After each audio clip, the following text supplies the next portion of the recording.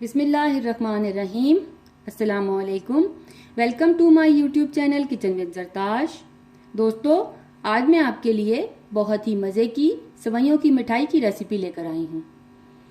ये रेसिपी बनाना बहुत ही आसान है और इसमें जो इंग्रेडिएंट्स यूज़ होंगे वो तकरीबन सभी घरों में मौजूद होते हैं। आप इस रेसिपी को ज़रूर ट्राई कीजिएगा क्योंकि ये आपको और आपके घर वालों को बहुत पसंद आएगी। इससे पहले कि मैं अपनी रेसिपी की तरफ चलूं, मैं अपने तमाम नए देखने वाले दोस्तों से ये कहना चाहूँगी कि अगर आप मेरे चैनल पर नए हैं तो मेरे चैनल को सब्सक्राइब कीजिए। बेल आइकन पर क्लिक करने से आपको मेरी तमाम नई आने वाली वीडियोस का नोटिफिकेशन मिलता रहेगा। और अगर आपको मेरी वीडियोस अच्छी लग रही हैं तो इनको लाइक कीजिए, शेयर कीजिए। तो चलिए दोस्तों, अब हम अपनी रेसिपी की तरफ चलते हैं। इस रेसिपी में जिन इंग्रेडिएंट्स की ज़रूरत है, सबसे पहले मैं आपके साथ वो इंग्रेडिएंट्स शेयर करना चाहूँगी। इसके लिए मैंने 4 खाने के चम्मच डेसिकेटेड कोकोनट ले लिया। 2 से 3 खाने के चम्मच मक्खन का इस्तेमाल करेंगे। अगर आप मक्खन इस्तेमाल नहीं करना चाहते तो आप घी का भी इस्तेमाल कर सकते हैं। उसके अलावा आधा कप कंडेंस्ड मिल्क है। ये होममेड कंडेंस्ड मिल्क है। इसकी रेसिपी मैं आपके साथ शेयर कर चुकी हूँ। अगर आपने इसको नहीं देखा तो मैंने होममेड कंडेंस्ड मिल्क की रेसिपी डिस्क्रिप्शन बॉक्स में दे दी है। आप वहाँ पर क्लिक करके इसको देख सकते हैं या फिर इस वीडियो के एंड पर मैं इसका लिंक दे दूँगी। आप इस रेसिपी को ज़रूर फॉलो कीजिएगा। उसके अलावा 3 से 4 खाने के चम्मच क्रश्ड आलमंड्स हैं। बादामों को मैंने दरदरा सा कूट लिया। 1.5 कप 150 ग्राम के करीब हमारे पास सेवइयाँ हैं। मैंने एक पैकेट सेवइयों का ले लिया था 150 ग्राम्स का। उनको मैंने चूरा करके यहाँ पे रख लिया है। तकरीबन 1.5 कप के करीब ये सेवइयाँ हैं।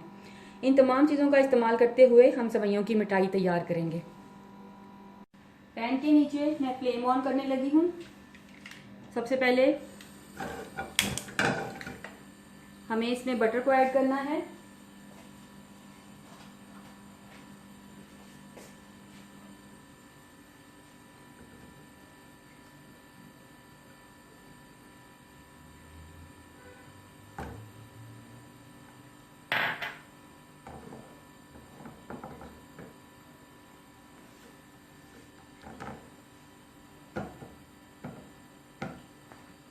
बटर को ऐड करने के बाद हमें इसमें सेवइयाँ डाल देनी हैं। ये सेवइयाँ मैं आपके सामने मेजर करती हूँ।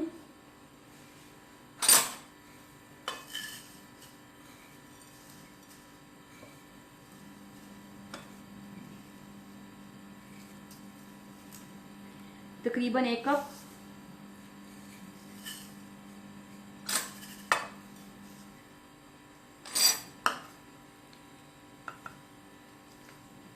और ये आधा कप सेवइयाँ।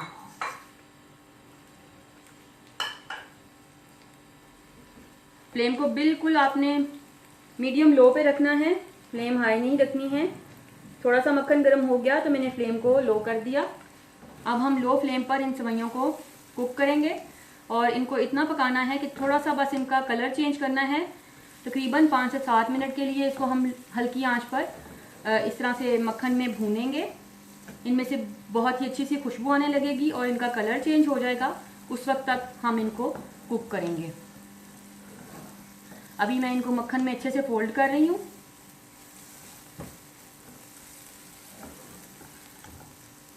ये देखिए, इस तरह से अच्छे से इसको मक्खन में फोल्ड कीजिए सेवइयों को।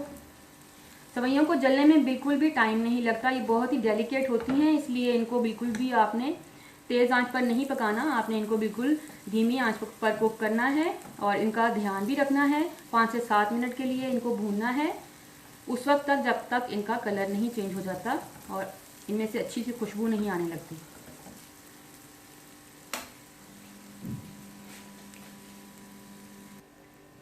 तीन से 4 मिनट इसको मैंने बिल्कुल हल्की आंच पर कुक किया। अब इनका कलर बिल्कुल चेंज हो चुका है। ये देखिए, बहुत ही प्यारा सा इनका कलर चेंज होकर ये भुन गई हैं और इनमें से बहुत ही प्यारी खुशबू आ रही है। अब मैं इसमें ये कंडेंस्ड मिल्क ऐड कर रही हूँ।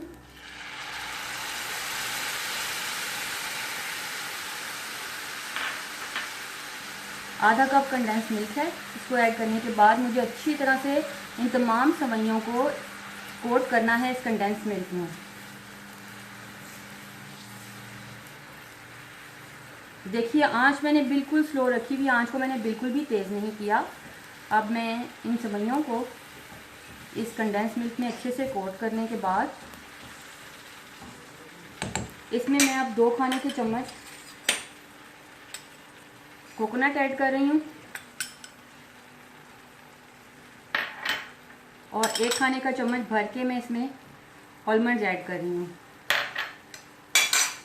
ये ऐड करके मैं इसको फोल्ड कर दूँगी अच्छे से और उसके बाद मैं फ्लेम ऑफ कर दूँगी। बस अब मुझे फ्लेम ऑफ कर देनी है, ज़्यादा देर इनको कुक नहीं करना। मैंने फ्लेम ऑफ कर दी है। इनको मैं अच्छे से मिक्स कर रही हूँ। अब मैं इसको किसी डिश में निकाल कर इसको सर्विंग के लिए रेडी करती हूँ।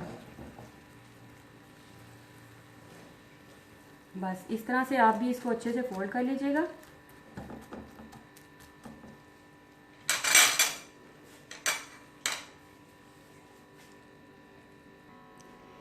सेवइयों को इस तरह से प्लेटर में मैंने निकालने के बाद इनको अच्छे से इस तरह से फ्लैटन किया है और इस तरह साइडों से मैंने इसको इक्वल किया है।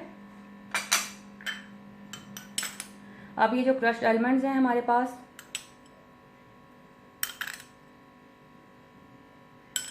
इनको हम इसके ऊपर डाल देंगे, यूँ फैला देंगे और ये पिसा हुआ खोपरा जितना भी आप डालना चाहें इसको ऐड करें।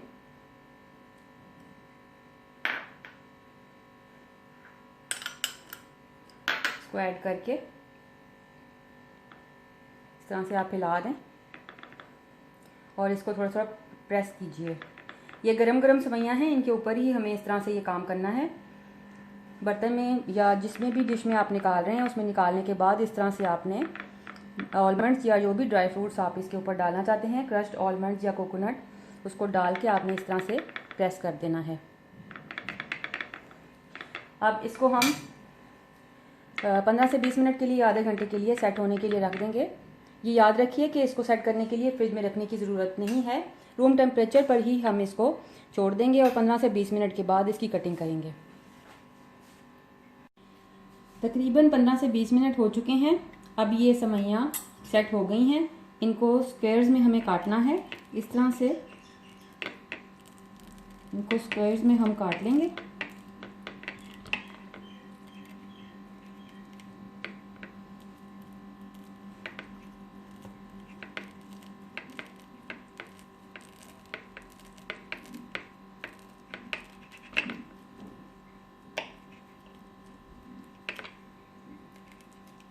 इस तरह से इस पूरी बार की कटिंग हम कर लेंगे स्क्वायर्स में। लीजिए दोस्तों, कटिंग कर लेने के बाद हमारी सेवइयों की मिठाई रेडी है। आप इसको इसी तरह से सर्व कीजिए, खुद भी खाइए, अपने घर वालों को भी खिलाइए और मुझे अपनी दुआओं में याद रखिए। इस रेसिपी को ट्राई करने के बाद मुझसे अपना एक्सपीरियंस ज़रूर शेयर करें, क्योंकि आपकी राय मेरे लिए बहुत कीमती है। अगर आपको मेरी वीडियोस अच्छी लग रही हैं तो इनको लाइक कीजिए, शेयर कीजिए, मेरे चैनल को सब्सक्राइब कीजिए और अगर आप मुझे कोई सजेशन देना चाहते हैं या मुझसे कुछ पूछना चाहते हैं तो कमेंट बॉक्स में कमेंट कीजिए। Thank you.